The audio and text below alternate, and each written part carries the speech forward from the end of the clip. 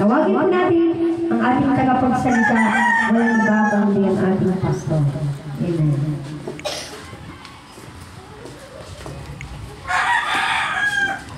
Amen. Okay lang, Diyos. Tingnan na natin ba? Okay nyo talaga. Lord, yan, pwede. Lord, sound taste, one, Lord, sound taste. Lord, sound. Yan.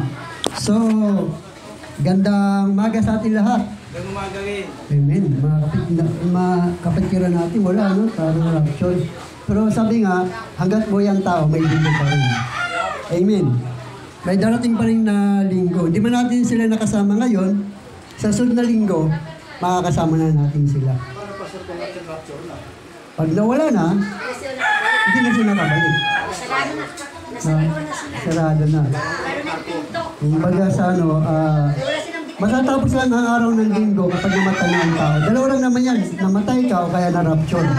No? Dalawa lang yung matatapos ang araw ng linggo. Pero hanggat buhay ang tao, may darating na linggo. Amen? May darating na linggo. So ang ating inaasang-asang, bakit tayo naglilinggo sa Panginoon? Yung buhay na walang hanggan. Yung tahanan natin sa langit, na ang daanan doon ay lantay ginto. At ang sabi ni Jesus Christ, huwag kayo mabalisa, manalig kayo sa Diyos at manalig kayo sa akin, sabagat sa bahay ng aking Ama ay maraming silid, kundi gayon ako'y paroroon at ipaghanda ko kayo ng matitirhan. Kapag di paghanda ko na kayo ng matitirhan, ako'y babalik at isasama ko kayo sa aking kinaroonan. Ito yung dahilan kung bakit tayo naglilingkod sa Panginoon. Dahil inaasam natin yung buhay na walang hanggan. At yung tahanan natin sa langit. Sabi nga, kung meron ka mang pangarap dito na magkaroon ng magandang bahay, nagsusumikap ka maghanap buhay, nagsusumikap ka magtrabaho para magkaroon ka ng magandang bahay, mas higit mong pagsikapan ang bahay doon sa langit. Kaya sabi ni Jesus Christ, isa-isip ninyo ang mga bagay na panlangit, hindi ang mga bagay na panglupa. Kasi mga bagay na panglupa ay panandalian lang, hindi panghabang panahon. Ngunit ang mga bagay na panlangit, ito ay lifetime. No? Pero dalawang patutungan ng tao, langit at impyerno. Kaya kung gusto mo sa langit, maglingkod po tayo sa Diyos. Kung gusto mo sa impyerno, huwag ka maglingkod sa Diyos. Pagdating ng panahon, doon ka talaga sa impyerno. No? Hanggat buhay ang tao, binibigyan po tayo ng pagkakataon ng Diyos na malaman natin ang papuntang langit. No? At magkaroon tayo ng panahon na paglingkuran ng Diyos sapagkat wala tayong ibang gawin sa langit kundi ang magpuri, magpasalamat, at dakilain po ng Diyos. So kailan mangyayari yun? Kapag namatay na po tayo. Pag namatay po tayo sa mundong ito, katulad ni Jesus Christ, namatay at muling nabuhay. Katulad ng mga apostol, namatay at muling nabuhay. Saan sila nabuhay? Sa Espiritu, hindi sa laman. Sapagkat ang laman, ito po yung ating body and soul, mananatili ito sa mundo at nag-aantay sa pagbabalik ni Kristo. Ang ating Espiritu, ito lang po yung babalik sa Diyos. Ito yung harap sa Diyos, pangsamantala kung saan ka, langit o impyerno. Pero kung ikaw ay naglilingkod kay Kristo, ang iyong Espiritu ay buhay, nasa piling ni Abraham, at kung hindi ka man naglilingkod kay Kristo, ang iyong Espiritu ay nasa bilangguan. Dahil ang sabi doon sa 1 Peter chapter 3, verse 18 to 19, si Kristo ay namatay sa laman at muling nabuhay sa Espiritu, at sa kalagayan nito, pinuntahan niya ang mga Espiritong nakabilanggo. So, ang Espiritong nakabilanggo, ito yung mga Espiritu po natin. Ang tao ay binubuo sa body, soul, and spirit. Kaya nung mamatay si Stephen, sabi ni Stephen, Ama, tanggapin mo ang aking Espiritu. So, ang Espiritu ang aalis sa atin. Ang sabi ni Jesus Christ, yung siya ay mamatay sa cross, Ama, itinatagubilin ko sa iyo ang aking Espiritu. Sa mga ngaral, chapter 12, verse 7, alalahanin niyo ang Diyos bago man balik sa lupa, ang ating katawang lupa, at magbalik sa Diyos ang ating Espiritu na may bigay nito. So, ang body and soul nandito sa mundo, nag-aantay po yan sa second coming, sa pagbabalik ni Kristo. Kasi kung nandun na ang ating soul sa kabilang buhay, ay wala nang babalikan si Kristo. Dahil ang dalawang spiritual ay body and soul. Body and soul. So ito pa yung nananahan sa ating katawang lupa. Sa katawang lupa ay dalawa po ang nananahan sa atin, body and soul. Spirit. Soul and spirit. Binubuo siya sa isang katawan. No? Kaya ang tao, nagugutom siya sa dalawang bagay. Ang kaluluwa nagugutom sa pagkain dito sa mundo. Ang ating espiritu ay nagugutom sa salita ng Diyos. Yan po ang ating pong nandito sa ating katawang lupa. But soul and spirit. Kaya ang tao binubuo sa body, soul, and spirit. Kaya ang alis sa tao kapag namatay, ang kanyang espiritu. Ang tawag nito ay buhay. Amen. Ang tawag nito ay buhay. Na ibinigay ng Diyos sa tao para magkaroon siya ng buhay. Kapag tinanggal ng Diyos ang espiritu ng tao, ang kanyang buhay, mananatili sa dati niyang kalagayan, siya ay walang buhay. So, ibig sabihin, natutulog siya dito sa mundo. Nag-aantay ng pagbabalik ni Kristo. So, ang ating pong pag-aaralan sa umagang ito ay patungkol sa pateriology. Ano po ang ibig sabihin ng pateriology? Study of the Father of God. No, study of the Father of God, yan po ang pateriology. Ang pateriology ay pag-aaral patungkol sa Diyos Ama at sa kanyang mga katangian. Ayan po yung ibig sabihin ng pateriology. At bago yan, tayo muna po ay manalangin. Panginoon, maraming salamat sa Espiritu ng Diyos. Kami po ay nagpapasalamat sa iyong gabay at patnubay at dalangin namin sa iyong mga salita na aming mapapakinggan. Ito'y maging pagkain ng aming espiritu. Ito'y maging kalakasan ng aming buhay spiritual habang kami ay narito sa mundo nito, Diyos. Naniwala po kami, Lord, na darating ang araw na alis kami sa takdang panahon na ibinigay niyo po sa amin. Ang panahon ito ay hindi niyo po pinalam sa amin. Ito'y darating lamang ng biglaan na hindi po namin inasahan. Ngunit dalangin namin na habang kami narito sa mundo nito, lagi kaming handa at alam namin handa patungo sa buhay na walang hanggan sapagat ikaw lamang, Isus, ang daan papunta sa iyong amang nasa langit. Kaya purihin ka, pagpalain niyo yung mga salita na mapapakinggan namin, maging lingkod, bigyan niyo po kami ng kalaman at karunungan upang maintindihan po namin maunawaan ang iyong mga salita sa pangalan ni Isus. Amen. So dito ay yung pateriology ay pag-aaral patungkol sa Diyos Ama at sa kanyang mga katangian. Ang pateriology ay nagsimula sa dalawang salitang Grego. Dalawang salitang Grego na ang ibig sabihin ay Ama at Salita. Na pinagsamang nangahulugan ang pag-aaral ng Diyos Ama. Sinasagot ng pateriology ang ilang mahalagang tanong patungkol sa Diyos. Yan. Mahalagang tanong, yan po yung ibig sabihin ng pateriology. Ano ba yung mahalagang tanong na sinasagot ng pateriology? Ang unang mahalagang tanong, yung ang Diyos ba ay buhay? Na pinag-aaralan, ano nga ba? Ang Diyos nga ba ay buhay? Sapagat meron nagsasabi, wala namang Diyos eh. Meron nagsasabi, ang Diyos ay hindi umiiral. Ang tao ay nanggaling sa unggoy. No? Yun ang mga taong hindi naniniwala na ang Diyos ay buhay. Hindi sila naniniwala na mayroong Diyos. At ang mundo ay bigla na itong lumitaw. No? So yan yung mga taong hindi naniniwala ang Diyos ay buhay. Na kumbaga sa walang pinagmulan. Ang tao daw ay nanggaling sa unggoy hanggang sa nag-evolve at naging tao. So, hindi po totoo yun. Ang tao, ang siyang nagbigay ng pangalan ng unggoy, kaya nagkaroon ng unggoy. Amen? So, ang tao ang nagbigay ng pangalan sa unggoy, kaya merong unggoy. Kung hindi siya binigyan ng pangalan unggoy, walang unggoy. Amen? Walang unggoy kung hindi siya binigyan ng pangalan ng tao. Kaya hindi nagmula ang unggoy sa tao, kundi ang unggoy ay nagmula sa pangalan sa tao na nagbinigay siya ng pangalan na unggoy. Kaya nagkaroon ng unggoy. So, yan. So, ang Diyos ba ay buhay? May katibayan ba na magpapatunay na ang Diyos ay buhay?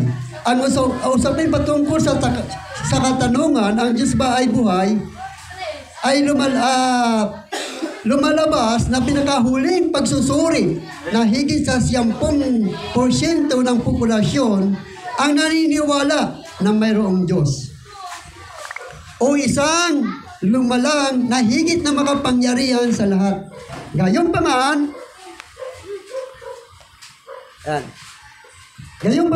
ay sinasabi,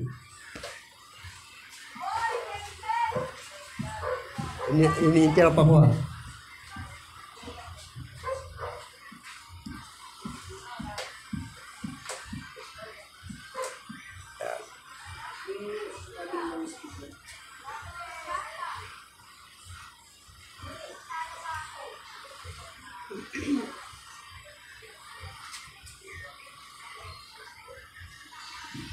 Yan. So lumalabas na pinakahuling pagsusuri na higit sa 10% ng populasyon ang naniniwala na mayroong Diyos. O isang lumalang na higit na makapangyarihan sa lahat.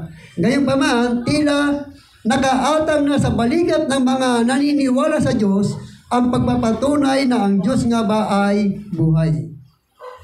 Totoong mahirap itong patunayan, ngunit lalo naman hindi mapapubulaanan na ang Diyos ay buhay. Ayon sa banal na kasulatan, kailangan nating tanggapin ang katotohanan, ang Diyos ay buhay. Kaya sa pamamagitan ng pananampalataya at hindi kinalugdan ng Diyos ang hindi nananalik sa Kanya, sapagkat ang sinumang lumalapit sa Diyos ay dapat maniwalang may Diyos. At siya ang nagbibigay ng gantimpala sa mga humahanap sa Kanya. Ayon sa Hebreo chapter 11 verse 6. Na kailangan maniwala tayo na ang Diyos, na mayroong Diyos. Ito ay mangyayari sa pamamagitan ng ating pananampalataya. Kasi ang pananampalataya ay paniniwala sa mga bagay na hindi natin nakikita. Sapagkat ang Diyos ay Espiritu. Hindi mo pwede siyang makita. Makikita mo lamang yan kapag ikaw ay namatay na. Kasi kapwa tayo haharap sa Diyos. Sabi sa Biblia, minsan lamang mamatay ang tao pagkatapos ay paghuhukom. Haharap ka sa hukuman ng Diyos. Hanggat ikaw ay nandito sa mundong ito, hanggat ikaw ay buhay, ay hindi mo maaaring makikita ang Diyos. Sapagkat kapag nakita mo ang Diyos, sabi sa Biblia, ikaw ay mamamatay. Ikaw ay mamamatay. Kaya kailangan ay maniwala ka sa Diyos bagamat hindi mo siya nakita. Kung nanaisin lamang ng Diyos, walang kahirap-hirap para sa Kanya na patunayan na siya nga ay buhay. Subalit kung gagawin niya ito, mawawala ng saysay ang pananampalataya ng tao. Bakit? Kasi paano ka raw mananampalataya kung nakita mo na ang mga bagay na iyong nakita? Kasi nga, ang pananampalataya ay sa mga bagay na hindi mo nakikita. Ibig sabihin, naniniwala ka, bagamat hindi mo pa ito nakita. Na paano bang pangarap na nag-aaral ka? Gusto mo makapagtapos, pero tapos ka na ba? Hindi pa. Di ba? Pero nangangarap ka na ikaw ay makapagtapos, bagamat hindi mo pa ito nakikita. Ganon ang pananampalataya. Bagamat hindi mo pa siya nakikita, naniniwala ka. So gano'n ang sabi ng Biblia. Walang imposible sa Diyos. Madali niyang gawin ito. Pero kapag ginawa niyo ito, sabi niya magiging walang kabuluhan ang ating pananampalataya. Kaya dito makikita natin na hindi ito nahulugan na walang katibayan na mapapatunayan na ang Diyos ay buhay. Idiniklara ng banal na kasulatan na ang langit ay naghahayag na ang Diyos ay dakila. Malinaw na nasasaad kung ano ang kanyang gawa. Ayon sa Awit chapter 19 verse 1 hanggang 4, ang kaluwalhatian ng Diyos ay ipinahayag ng kalangitan. Ang ginawa ng kanyang kamay ay pinakikita ng kalawakan. Sa bawat araw at gabi, pahayag ay walang patlang. Patuloy na nagbibigay ng dunong at kaalaman. Wala silang tinig o salitang ginagamit. Wala rin silang tunog o ating narinig. Ano pa? Ngunit abot sa langit ng dako ang kanilang tinig. Balita ay umabot hanggang sa dulo ng daigdig. Gumawa ang Diyos sa langit ng tahanan para sa araw at sa buwan at mga bituin. Kaya makikita mo, ginawa ng Diyos, doon pa lang sa araw, buwan at mga bituin. Ginawa niya yung para doon mamalagi ang araw, buwan at mga bituin. Kaya,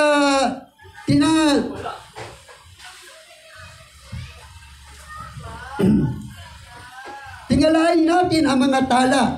Isipin natin ang kalawakang walang hanggang kalawakan.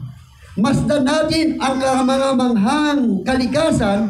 Sulyapan natin ang kagandahan ng takip silim. Ang lahat ng ito ay nagtuturo na may Diyos na lumikha. Amen. Amen. Ang lahat nito ay nagtuturo. Tingnan daw natin ang araw, buwan at mga bituin, yung gumagabi at umaaraw. Ito raw ay nagtuturo sa atin na mayroong Diyos na lumikha. Na mayroong Diyos na lumikha. Kaya nasa ibuturan ng ating mga puso. Sinabi sa Aklat ng Mga Ngaral, chapter 3, verse 10 hanggang 11, alam ko na itinakda ng Diyos sa tao. Inaangkop niya ang lahat ng bagay sa tamang kapanahunan. Ang tao, binigyan niya ng pagnanasang alamin ang bukas. Ngunit hindi binigyan ng pangunawa sa ginawa ng Diyos mula pa sa pasimula hanggang sa wakas. Anong ibinigay sa atin ng Diyos? Ang alamin ang bukas. Ngunit hindi tayo binigyan ng Diyos ng pangunawa sa ginawa ng Diyos mula pa sa pasimula hanggang sa wakas. Kaya maraming mga tao na hindi nila kilala ang Diyos. At mas gustuin nila alamin yung kanilang bukas, kung ano yung kanilang hinaharap o mangyayari sa kanilang buhay dito sa mundong ito. Ngunit mapalad ang mga taong naniniwala sa Diyos. Sa kaibuturan ng mga puso, ng ating mga puso, ay narito ang pagkakilala na mayroon mga bagay na nakahigit sa kalagayan ng kasalukuyang buhay. At mayroon higit na makapangyarihan sa lahat. Sa isipan ng tao ay maaari nga niyang baliwalain ang kalamang ito. Ngunit ang presensya ng Diyos sa atin ay lagi natin kasama. Sa kabila ng lahat ng ito, may babala ang banal na kasulatan na mayroon pa rin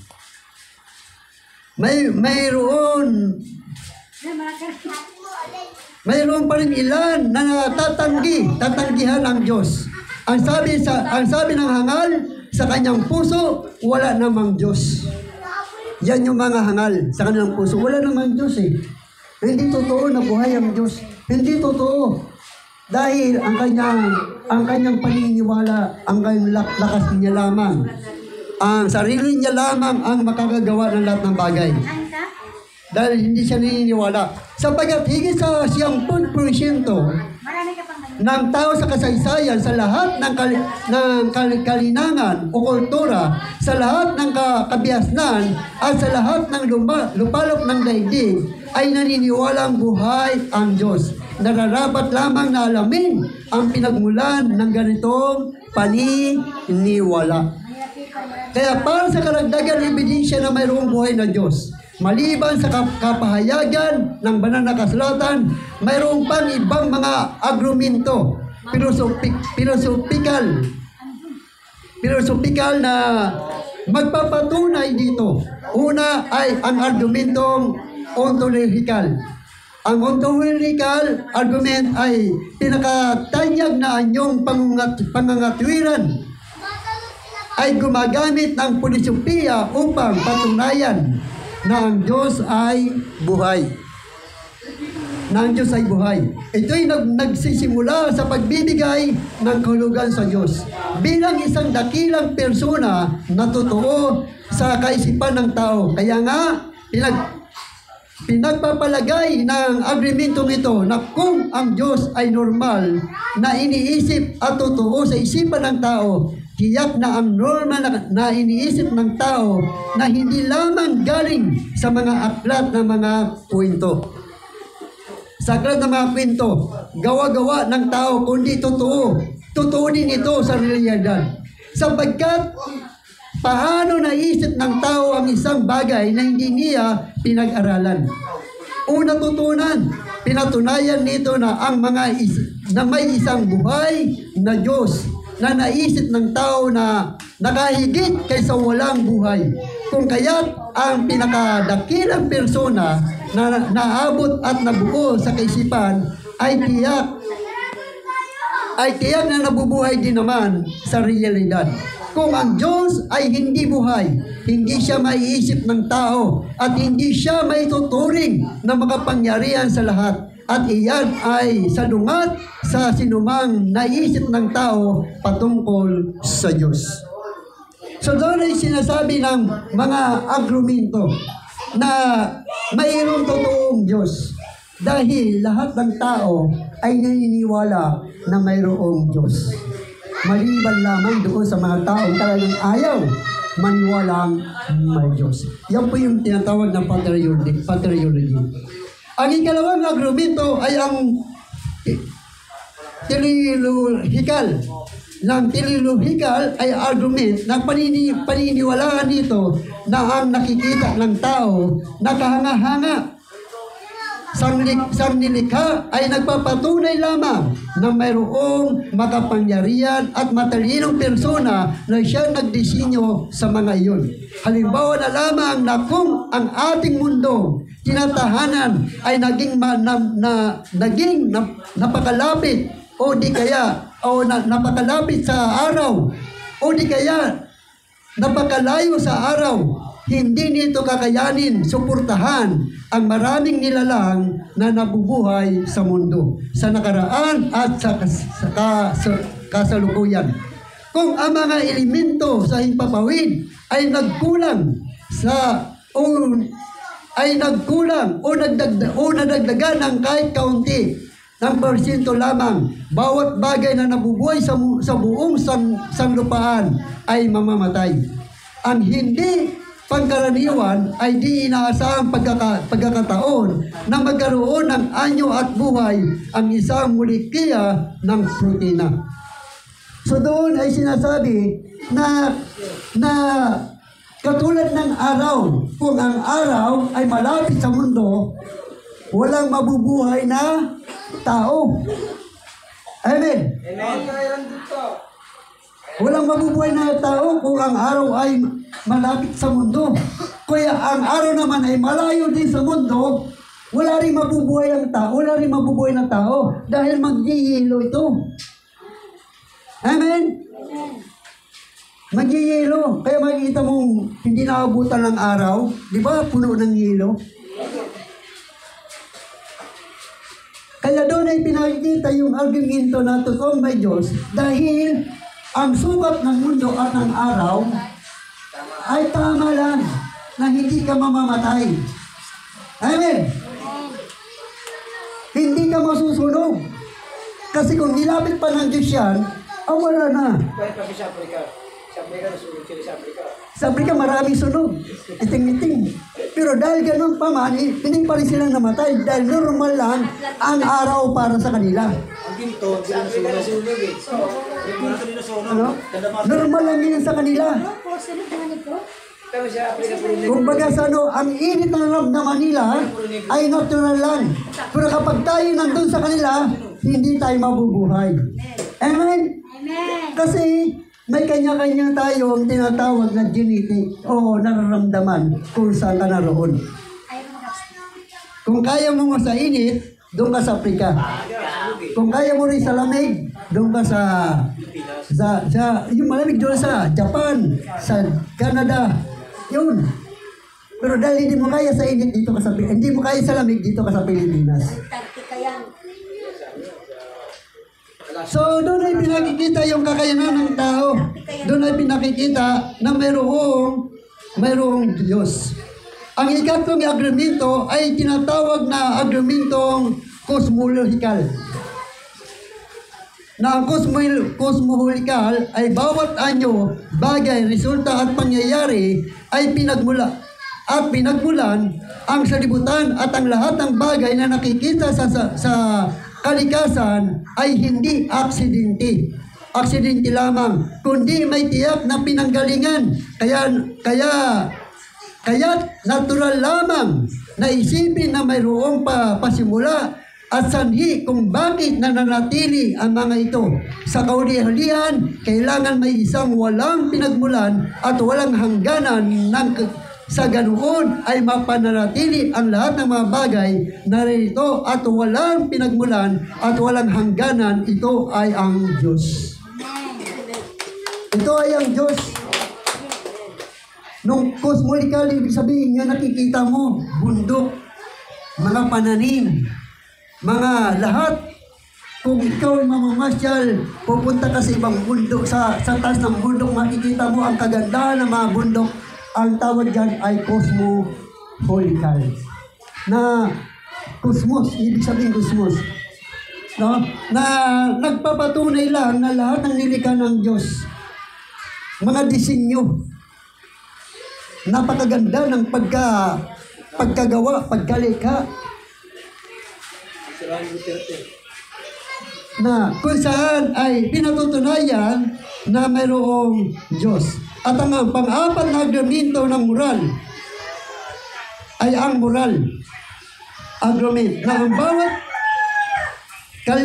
kalinangan o lipunan sa kasaysayan ng tao ay may pinagbabatayang batas o alituntunin. Ang bawat isa ay may kamalayan kung ano at alin ang tama o mali. Ang pagpatay, pagsisinungaling, pagnanakaw at kalaswaan ay itinatakwil at di tinatanggap ng halos lahat ng tao at lahat ng lipunan sa buong mundo. Saan at kanino nagmula ang kamalayan at kalaman kung ano at alin ang tama o mali kung hindi sa banal na Diyos. Saan nagmula ang kalaman at karunungan? Sa Diyos. Sa panahon nino? Ni Adan at ni Eva. Nung kinain nila ang bungang bawal patungkol sa kalaman at mabuti. Doon nagmula ang kalaman at karunungan. Kaya tayo ng mga tao, alam natin ang mabuti at masama. Kaya nagkaroon tayo ng batas patungkol sa gumagawa ng masama. Kung ano yung masama, kung ano ang mabuti. Na yun ay nagpapatunay na mayroong pinagmulan. Ano yun? Ay ang Diyos. Saan nagmula? Doon sa tinatawag na Garden of Eden. Na yung punong kahoy na nagbibigay ng kalaman patungkol sa mabuti at masama. Na ipinagbawal ng Diyos sa tao. Na huwag yung kakainin ang bungang yan. Na nagbibigay ng kalaman patungkol sa mabuti at masama. Kung kayo ay kakain yan, kayo ay mamamatay. Pero nalinglang sila. Kaya nung kumain ng tao, si Adan at si Eva ng bungang kahoy, nalaman nila ang mabuti at masama. Paano nila nalaman ang masama? Dahil sila ay hubad. Amen. Pero nung hindi pa sila kumakain, lahat ay mabuti. Walang masama. Innocent. Ang tawag dyan ay innocent. Walang kamalayan. Kahit naglalagad ka ng hubad, wala sa iyong papansin. Dahil natural lang yun. Parang damit mo na yun. Amen? So yan yung katunayan ng patriology. Na kung saan ay pinakikita rito na mayroong talagang totoong Diyos na may likha nitong langit at ng lupa. So, dyan ay makikita natin na sinasabi ng banal na kasulatan na mayroon lamang mga bagay. Kaya tinatalakay ng patriarchy ang tinatawag na omnipresent. Ang Diyos ay sa lahat ng dako. Omniscient. Alam ng Diyos ang lahat ng bagay. Omnipotent. Ang Diyos ay makapangyarihan sa lahat. Eternity ng Diyos na itinuturo nito sa atin kung sino ang Diyos at kung ano ang kanyang ginagawa. Nakatuon ang patriarchy sa kung paano naiiba ang Diyos Ama sa Diyos Anak at sa Diyos Espiritu Santo. Sa pamamagitan lamang ng pag-alam kung sino ang Diyos at kung ano ang kanyang ginagawa, ay maiugnay natin ng maayos sa Kanya. Maraming tao ang may hindi biblikal na pananaw tungkol sa Diyos na nakakapikto sa kung paano nila siya naiintindihan. Nakikita ng ilang tao ang Diyos bilang isang malupit na walang pag-ibig o biyaya. Nakikita ng ibang tao ang Diyos ay bilang isang mapagmahal na kaibigan na walang katarungan o galit. Parehong mali ang parehong pananaw. Ang Diyos ay puno ng awa, pag-ibig at biyaya. At sa parehong oras ay matuwid, banal at makatarungan. Ang Diyos ay nagbibigay ng awa at nagpapadala ng paghatol. Pinarusahan ng Diyos ang kasalanan at pinatatawad ang kasalanan. Binibigyan ng Diyos ang mga manampalataya binibigyan ng Diyos ang mga manampalataya ng pagpasok sa langit at ipapadala ang mga hindi manampalataya sa impyerno. Ang patriarchy ay nagbibigay sa atin ng mas kumpletong pangunawa kung sino ang Diyos at kung ano ang kanyang ginawa. Sa Romans chapter 11 verse 30 ay marahil ang isang magandang buod na talata para sa patriarchy. Ang lalim ng kayamanan ng karunungan at kalaman ng Diyos, anong di saliksik ang kanyang mga paghatol at ang kanyang mga landas na hindi matuntun. So yan po ang tinatawag na patriarchy, na kung saan ay pag-aaral patungkol sa Diyos Ama, na itinuturo po nito kung sino ang Diyos. Kung pag-aaralan natin to, mahaba po ang patriarchy, sapagkat maraming katangian ng Diyos na dapat nating maintindihan at manawaan patungkol sa patriarchy o pag-aaral sa Diyos Ama. So salamat po, nawa ay meron tayong maintindihan, meron tayong manawaan patungkol sa ating pong napag-aaralan. At sa sunod po ay ating tatalakayin ang tinatawag na Christology, pag-aaral patungkol sa ating Panginoong Kristo. So maraming pong salamat. God bless po. Una po tayo sa ating pagbibigay. Sabi ng Panginoon, magbigay ng ikasangkang bahagi para sa kanyang tahanan at magbigay ng bukal sa kalooban ng hindi napitilitan ng siyempre. Patawagin ko ang ating brother na si Brother Ken.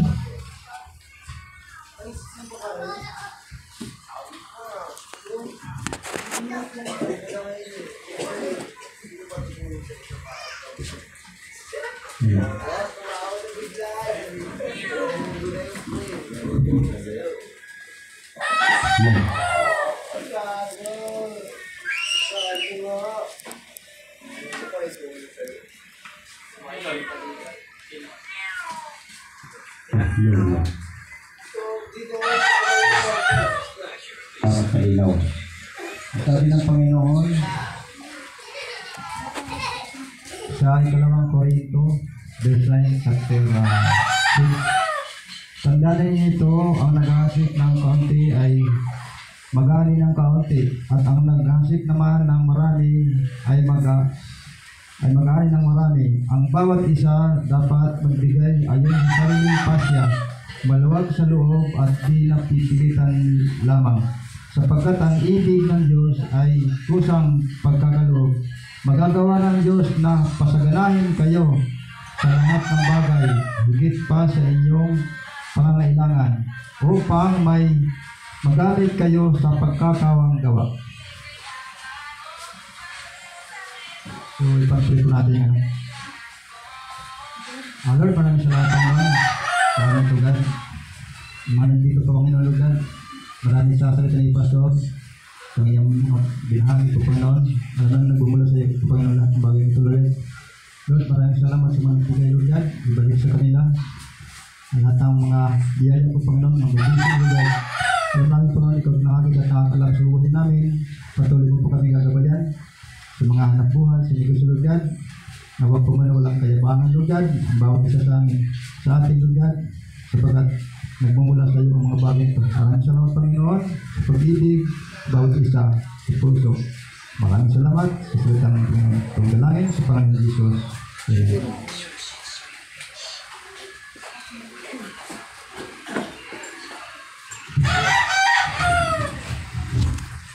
Amin muna tayo sa Panginoon. Yung ating offering, alam natin kung saan napupunta yan. Diba? Kaya nakabili tayo ng bagong upuan. Kaya yung mga, siguro mga higit 10 buwan. Ayan, may, Okay, Samuel. diba? Magka-Christmas party pa tayo. May stand. Sa susunod, meron tayo ulit makikita dito. Kaya, unti-unti ng Diyos na ibalik yung mga nawala. Kaya, huwag tayo mong ginayang dahil ang sabi nga, mga material lang dito sa lupa. Pero, darating ang panahon, may iwan din natin yan. Pero, sabi nga ng ng Panginoon, siya ang nangangasiwa. Sabi sa Kawikaan na, ang puso ng tao ay kanyang, ang puso ng tao daw, ang siyang nagpapanukala ng kanyang daan. Ngunit, ang Panginoon, ang siyang nangangasiwa sa kanyang mga hakbang. Diba? Sa Kawikaan yan, kasi napakabuti ang Diyos. Lahat ay gagawin niya para sa atin. Diba?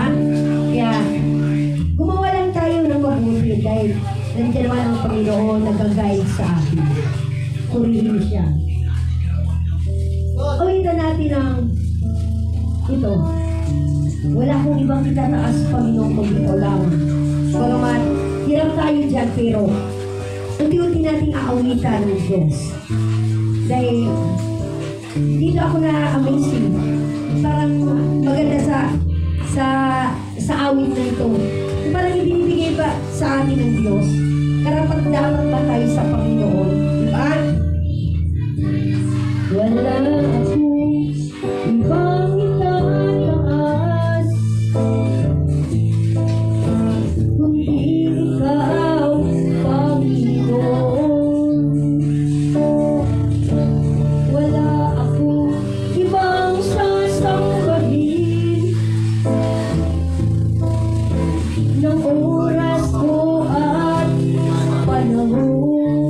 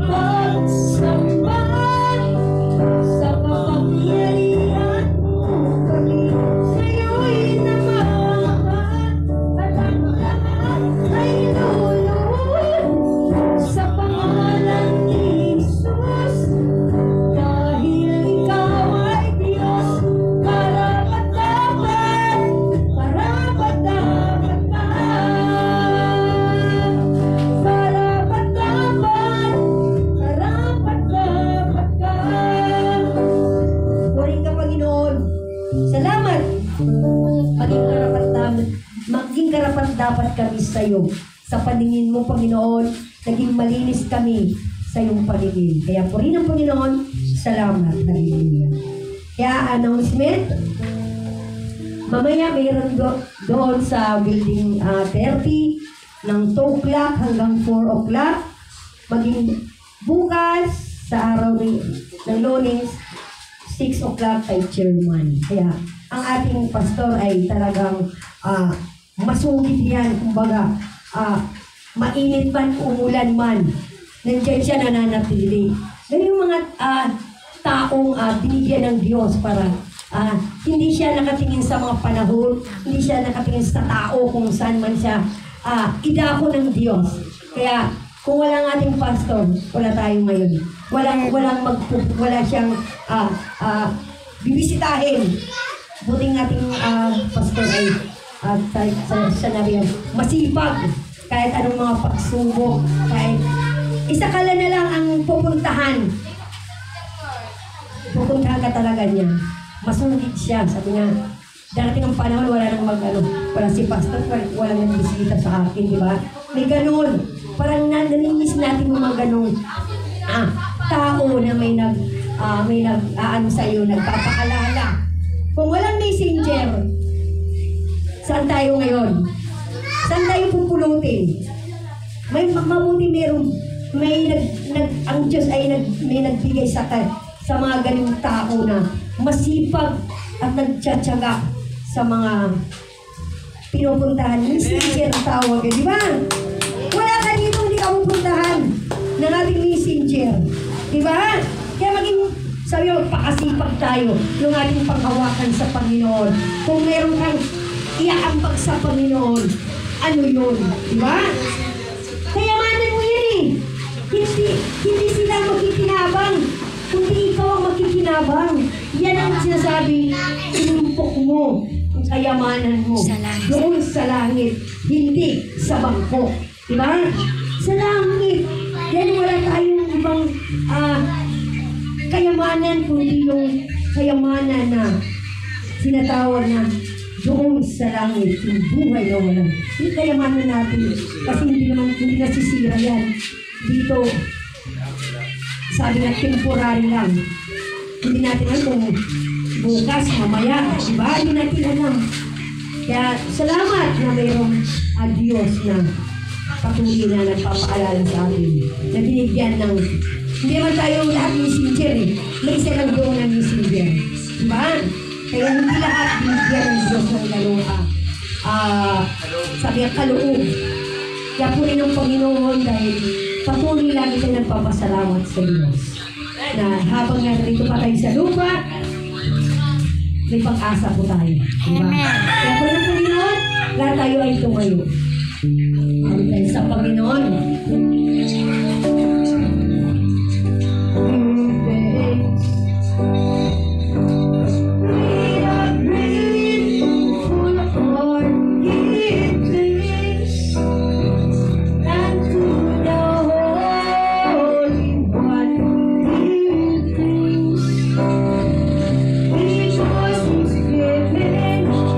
Jesus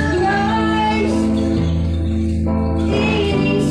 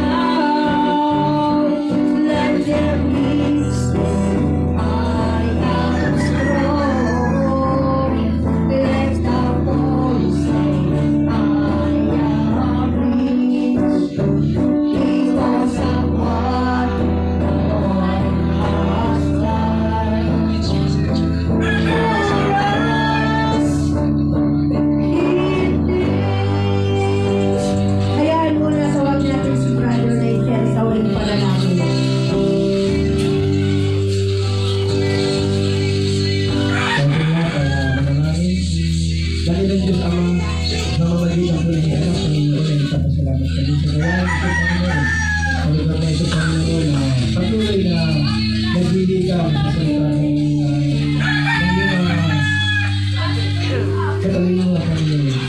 Ang kapangyarihan, Panginoon, ay pinapahagi mo sa lahat ng bagay, Panginoon. Bagamat wala sa iyo sa lugar ito, Panginoon, dahil ang iyong salita, Panginoon, ang iyong kapangyarihan, Panginoon, ay bibigyan. Na ikaw ang Diyos na walang iba na liliwis mo ng lahat ng bagay. Ang lahat ng pagpapala at lahat ng pagpapalos sa Panginoon ay nagagaling sa iyo sapagkat ang lahat ng bagay, Panginoon, ay ikaw ang pinagula. Maraming salamat sa Panginoon sa gawain sa Panginoon na patuloy mo kung pinagagulo, pinapagpasalit ko ang bawat sa aming Panginoon. Nasa amin po pala sumatala sa nila, Panginoon, dinadalangin namin, Panginoon. Ingatan mo po ang bawat sa amin. Pero po, Panginoon, sa bawat isang namin, Panginoon, na hipuin mo po, Panginoon. Magdiyo po ka sa amin katawan, di pa, Panginoon. Pagalinin mo ang bawat karamdaman, Panginoon. Ibalas namin, Panginoon, ibalas namin, Panginoon, kapayapaan. Ano ang kapangyarihan ng Panginoon na dumadali sa aming Panginoon? Kapasalamat kami, Panginoon, na sapagkat kami ay pinili mo, Panginoon. Bagamat maraming mga kapatid na kasasabi mo ng Panginoon na hindi pa dumarating, Panginoon, sa Panginoon. Ang dalangin namin, Panginoon, sa pagkakataon ito, Panginoon, ay makasama namin sila, Panginoon, sa gawain ito. Maraming salamat, Panginoon, na po ang pagpapala, mag-iigal, Panginoon, ay sumamin na sa pangalan ng Jesus.